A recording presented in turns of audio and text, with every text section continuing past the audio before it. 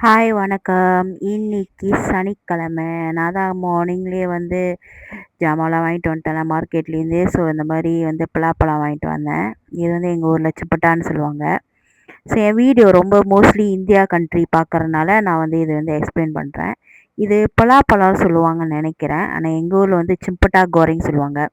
இது ரொம்ப ஃபேமஸ்ஸு. ஒரு வீட்டில் நம்ம சமைச்சோமா அடுத்த வீடு வரைக்கும் வாசனை போகிற ஒரே ஒரு ஐட்டம்னா இதுவாக தான் இருக்கும். ஸோ எல்லாம் பொரிச்சு இது வந்து டீ டைம் எல்லாம் பொரிச்சு என் ஹஸ்பண்டுக்காக வெயிட் பண்ணேன். ஸோ அதுக்கு முன்னுக்கே நானும் அம்மாவும் சாப்பிட்டோம். சாப்பிட்டு ரொம்ப நல்லா இருந்துச்சு. அப்புறம் எங்களோட நாய்க்குட்டிக்கும் கொஞ்சம் கொடுத்தோம். அதுங்களும் சாப்பிட்டுச்சுங்க. இது என்ன, பொரிக்கும் போது நம்ம பக்கத்துலேயே இருக்கணும். பதமாக பார்த்துக்கணும். இல்லைன்னா அது ரொம்ப தீஞ்சு போயிடும். அனலும் வேகமாக இருக்கணும். அனல் வேகமாக இருந்தால் தான் அந்த எண்ணெய் கோக்காது. அந்த நம்ம செய்கிற எதுலேயுமே எண்ணெய் கோக்காது. ஸோ அதனால் பக்கத்துலேயே இருந்து பதமாக பார்த்துக்கணும். இது தீச்சிட்டோமா அப்புறம் நல்லா இருக்காது. எல்லாம் செஞ்சு முடிச்சுட்டு ஆற விட்டுட்டு ஒரு 5 நிமிஷம் 10 நிமிஷம் கழிச்சு தான் வந்து சாப்பிட்டேன். நல்லா இருந்துச்சு. சுட சுடையும் சாப்பிட முடியாது நம்மளால. ஸோ பேலன்ஸ்லாம் எடுத்து ஃப்ரிட்ஜில் வச்சுட்டு ஒரு 15 16 உருண்டையை மட்டும் பொரிச்சு வச்சுட்டு நான் அம்மா சாப்பிட்டு மிச்சத்தை வந்து என்னோடய வீட்டுக்காரர் வேலை முடிஞ்சு வருவார்ல அவருக்காக எடுத்து வச்சுருக்கேன். ஸோ அவர் வந்தோடனே சாப்பிட்றதுக்கு. அப்புறம் அப்படியே வெளியே உட்காந்து சாப்பிட்டுட்டு இருக்கும்போது எங்கள் அம்மா வீடெல்லாம் கூட்டி மாப் பண்ணிக்கிட்டு இருந்தாங்க. ஸோ அவங்கக்கிட்ட அப்படியே கதை பேசிக்கிட்டு, ஏன்னா வாரத்தில் ஒரு தடவை தான் நம்ம கதை பேச முடியும். கதை பேசிக்கிட்டு அவங்கள அப்படியே வம்பிழுத்துக்கிட்டு என்னென்ன பண்ணுறாங்க. ஏன்னா என்ன வேலை செய்ய விட மாட்டாங்க. நான் மாப் பண்ணுறேன் கூட்டுறேன்னா வேணான்னு சொல்லுவாங்க, அவங்களே பண்ணிக்கிறேன்னு. அப்புறம் நானும் வந்து ஏன்னா அவங்க நம்ம செய்யும்போது அவங்க ஒரு வேலை செஞ்சுட்டு இருப்பாங்க. ஸோ அதனால் அவங்கள்ட்டே நான் விட்டுருவேன். ஸோ அது சில நேரத்தில் நம்மக்கிட்ட வந்து குறையாவும் சொல்லுவாங்க. சில நேரத்தில் பரவாயில்ல நானே செஞ்சுக்கிறேன்னு சொல்லுவாங்க. அம்மானாலே அப்படி தானே. அம்மா குறை சொல்லுவாங்க தான். அப்புறம் அவங்களே செஞ்சுருவாங்க எல்லா வேலையும். அம்மா இருக்கிற ஒரு இது அது நமக்கு என்ன சொல்கிறது, ஒரு ப்ளஸ் பாயிண்ட் ஒரு இது தான். அப்புறம் அம்மா வந்து என்ன பண்ணாங்க, வெளியே கார்டனில் வந்து கார்டன் சொல்கிறத விட பெல்கனியில் வந்து ஒரு மாதிரி சின்ன கார்டன் வச்சுருக்காங்க. அதில் வந்து இந்த பண்டான இலை, பண்டான வந்து ரம்ப இலைன்னு சொல்லுவாங்க நினைக்கிறேன் இந்தியாவில். ஸோ அது வெத்தலை இலை, வெத்தலை கொடி, இந்த பூங்க, அப்புறம் அந்த சில்லி இருக்குல்ல, மிளகா, ஊசி மிளகா, அதெல்லாம் வந்து அம்மா நட்டு வச்சுருக்காங்க. அதுக்கெல்லாம் வந்து சாயந்தரம் போல் தினந்தோறும் வந்து தண்ணி ஊற்றுவாங்க. தண்ணி ஊற்றும்போது இப்போ இன்றைக்கி நான் வீட்டில் இருந்தனால என்கிட்ட வந்து காட்டுறாங்க. இது வந்திருக்கு, அது வந்திருக்கு, வந்து பாரு அப்படி இப்படின்னு சொல்லி எங்கள் அம்மா காட்டுவாங்க. ஸோ அதையும் நான் வந்து பார்த்துட்டு எப்படி இருக்குன்னு பார்த்துட்டு, ஏன்னா அவங்களுக்கும் நம்ம என்கரேஜ் கொடுக்கணும்ல. நம்ம வந்து அவங்க சொல்கிறாங்கன்னு சொல்லிட்டு நம்ம தெரியாத மாதிரி இருக்கக்கூடாது. ஸோ எல்லாத்தையும் பார்த்தேன். இந்த ஊசி மிளகாலாம் வந்து பூ பூத்து காய் வந்திருக்குது. இன்னும் கொஞ்ச நாள் போனால் ஊசி மிளகா வெளியே வாங்க வேணாம் போல இருக்குது. அப்புறம் என்னோட நாய்க்குட்டிங்களும் வந்துச்சுங்க. வந்து பார்க்கறதுக்கு வந்திருக்காங்க. நான் வந்தேன்னா அவங்களும் வந்துருவாங்க பின்னாடியே. அப்புறம் அப்படியே பார்த்துட்டு பாருங்கள், வெத்தலை கொடிலாம் நட்டுருக்காங்க.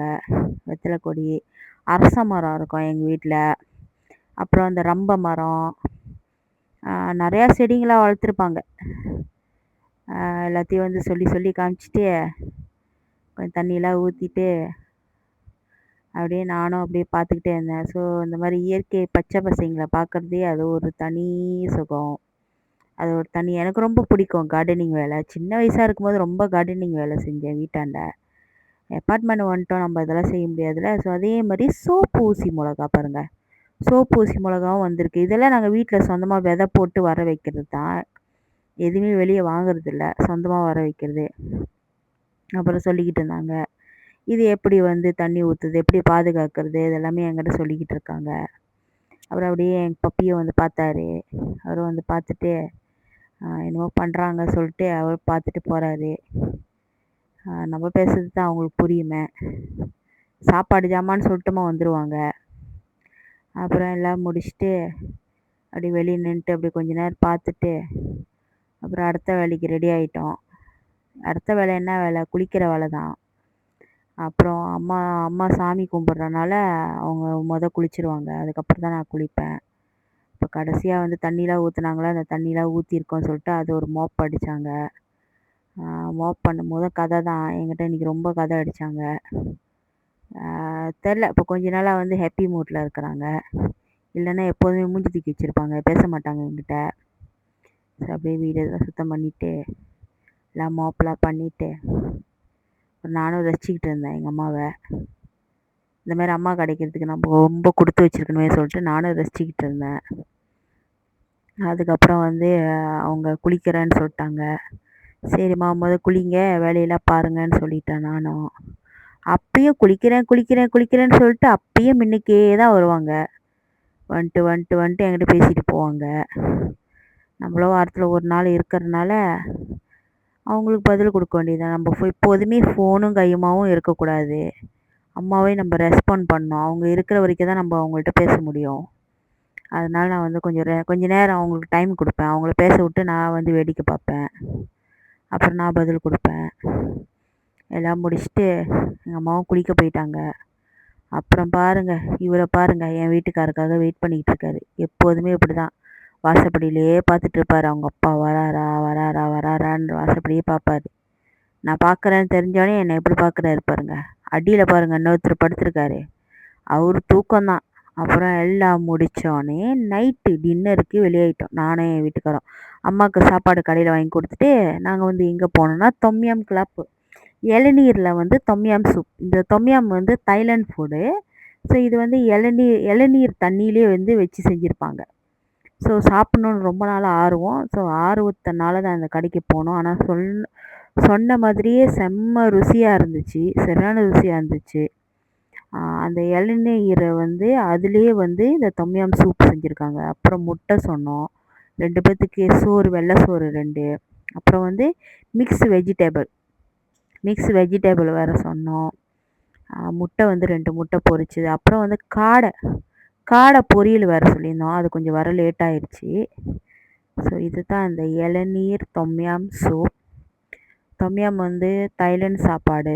தைலண்டில் ஃபேமஸானது. ஸோ அதையே வந்து இளநீர் நல்லாயிருக்கும். அந்த உள்ளே இருக்கிற அந்த இளநீ இதெல்லாம் வந்து எல்லாம் சுரண்டி அதிலே போட்டிருக்காங்க. இது ஒரு மாதிரி டிஃப்ரெண்டான ஒரு ருசியாக இருந்துச்சு. ஒரு டேஸ்ட்டு கொஞ்சம் வேறு மாதிரி இருந்துச்சு. என்ன கொஞ்சம் சூடு தான் கம்மி. ஆனால் சுட சுட இருந்திருந்தா இன்னும் ருசியாக இருந்திருக்கும்னு நினைக்கிறேன். ஆனால் நல்லா இருந்துச்சு. செம்ம ருசியாக டேஸ்ட்டாக நல்லா இருந்துச்சு. அப்புறம் என் வீட்டுக்காரர் தான் பரிமாறினார். வீட்டில் நான் எப்போதுமே அவங்களுக்கு தான் நான் பரிமாறுவேன். வெளியே வந்து அவர் எனக்கு பரிமாறுவார். இதெல்லாம் ஒரு அண்டர்ஸ்டாண்டிங் தானே. அண்டர்ஸ்டாண்டிங் இருந்தால் தான் வாழ்க்கை வாழ முடியும். அதுக்கப்புறம் அப்படியே கதை பேசிக்கிட்டே அப்படியே சாப்பிட்டோம்.